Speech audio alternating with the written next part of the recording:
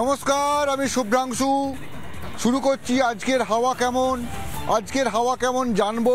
আমরা চলে এসেছি আজকে নিউ টাউনে অসংখ্য মানুষের সঙ্গে কথা বলবো। নিউ টাউন বাস স্ট্যান্ড, এই নিউ টাউন বাস স্ট্যান্ডে এখানেই লোকে বাস টাস ধরে। আমরা এখানেই মানুষের সঙ্গে কথা বলবো, জানবো আজকের হাওয়া কেমন সেই নিয়ে কথা। এই যে দাদা, এক সেকেন্ড, কোথায় যাচ্ছেন? এখান থেকে বাস ধরবো। বাস ধরবেন?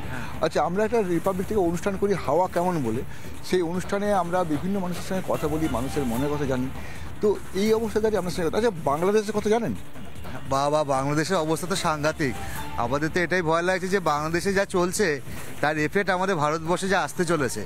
একটা ভালোই হয়েছে আপনারা বলছে, তা দেখুন একটা দেশ দাঁড়িয়ে থাকে শিক্ষা, সংস্কৃতি, সুরক্ষা এসবের উপরে। এই তিনটেই ওদের যা অবস্থা, করুণ অবস্থা। আজকে আমাদের ভারতবর্ষে যেখানে 3 বছরের নিচের বাচ্চারাও ফিডারেটেড চেস গ্র্যান্ডমাস্টার হচ্ছে সবাই, ওখানকার বাচ্চাদেরকে ওই আলখালা ফালখালা পড়িয়ে সব জঙ্গি তৈরি করছে।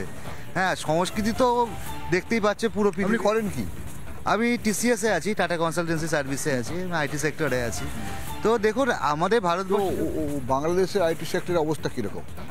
দেখুন ওদের টোটাল দেশটার অবস্থাটি একেবারেই ধ্বংস হয়ে গেছে। যে কোনো সেক্টর, যদি কোনো ইন্ডাস্ট্রি চলতে আসে, আইটি সেক্টরেই চলুক, ম্যানুফ্যাকচারিংই চলুক, আপনি যদি ইভেন দেখবেন ওদের যে জিনিসটা একমাত্র চলতো ওই কাপড়ের বিজনেস সেটাও ধ্বংসের পথে। অনেক খারাপ অবস্থা ওদের ওখানকারও। ঠিক আছে, ইন্ডাস্ট্রি তো পরে চলবে। আগে যতদিন না সামাজিক ব্যবস্থা চলছে, মিনিমাম একটা লেভেলে আসছে, কি চলবে এসব? কিছুই চলবে না। এই যে গভর্নমেন্ট, এটা তো দামি গভর্নমেন্ট।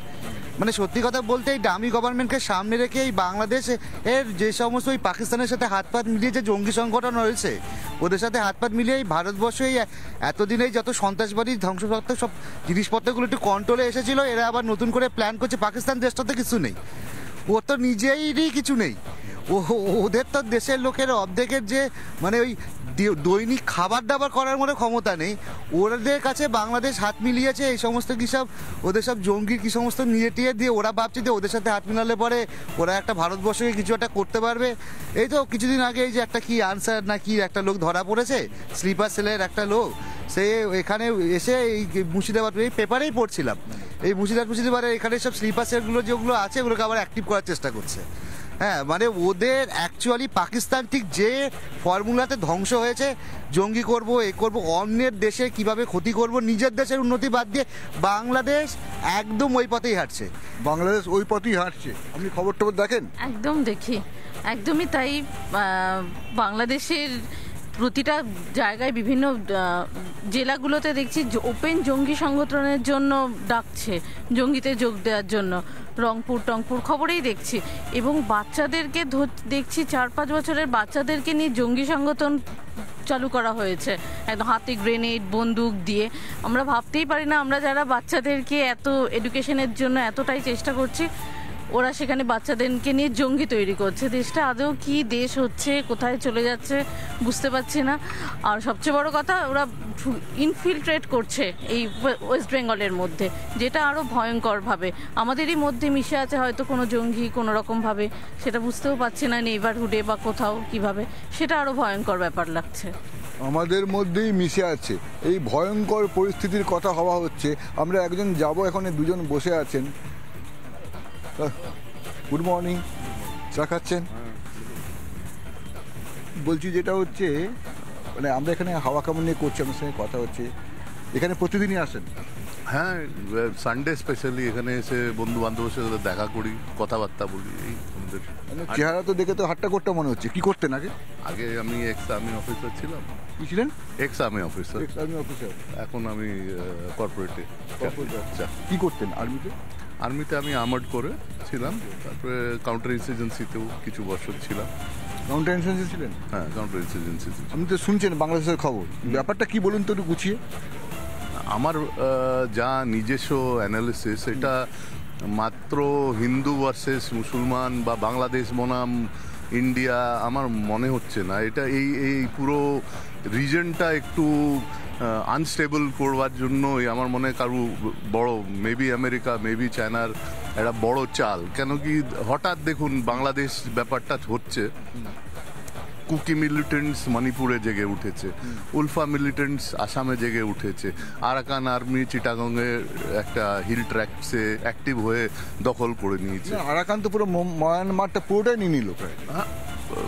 বাংলাদেশেরও কিছু অংশ নিয়েছে। এখন আপনি ডিপলি একটু জিনিসটা ভেবে দেখবেন, হঠাৎ 3-4 জায়গায় ইনস্টেবিলিটি এসে গেছে। তার মধ্যে বাংলাদেশের চিটাগং হিল ট্র্যাক্সে আমার যে শোনা একটা জায়গা আছে যেখান থেকে আর্মস মার্কেট, সে আর্মস আইএসআইয়েরও আসছে, চাইনিজ আর্মসও আসছে, কিছু আর্মস কুকি মিলিটেন্টসকে যাচ্ছে, কিছু আর্মস উলফাকে যাচ্ছে, বাংলাদেশেও ঢুকছে।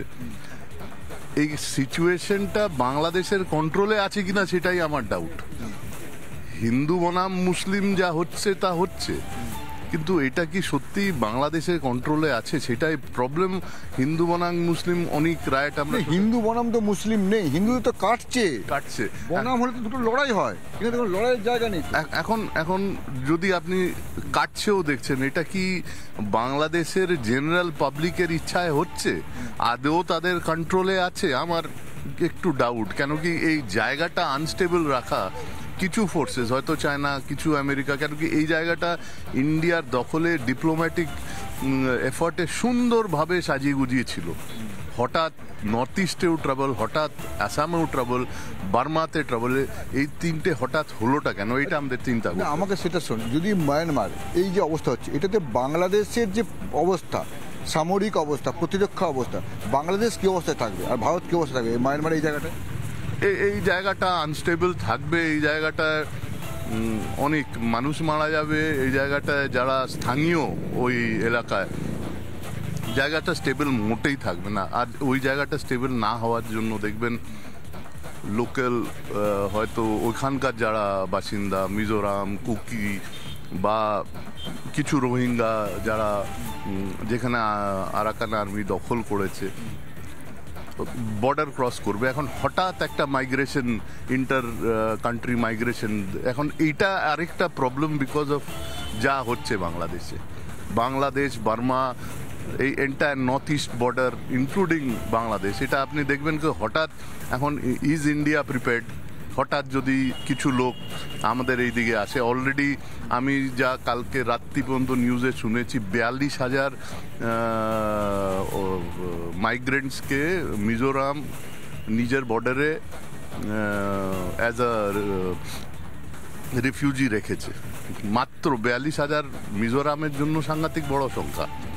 42,000 অফিসিয়াল, হয়তো আরও বেশি হতে পারে। ভারত কি পারবে এই অবস্থা দাঁড়িয়ে?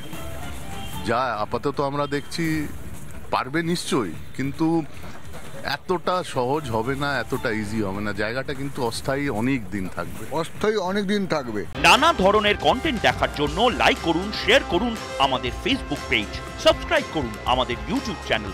পাশাপাশি অন্যান্য ব্রেকিং নিউজের জন্য অবশ্যই চোখ রাখুন রিপাবলিক বাংলায়।